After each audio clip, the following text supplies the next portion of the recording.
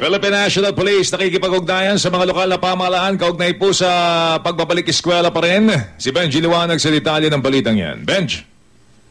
Magsasagawa ngayon ang koordinasyon ng Philippine National Police sa iba't ibang lokal na pamahalaan sa buong bansa. Ito ay para sa paghahanda ng nalalapit na pagbubukas ng klase. Ayon kay PNP spokesman, Senior Superintendent Emeroso Servo Jr., tagapagsalita ng PNP, layon nito ng kanilang ugnayan sa pamahalaan o lokal na pamahalaan ay upang mabantayan ang mga internet shops at maaring dagsain ng mga estudyante sa pagbubukas ng klase, maliban pa ito sa mga bilyaran, mga illegal na video karera at iba pang mga nakakahikayat sa mga mag-aral para mag-blackball.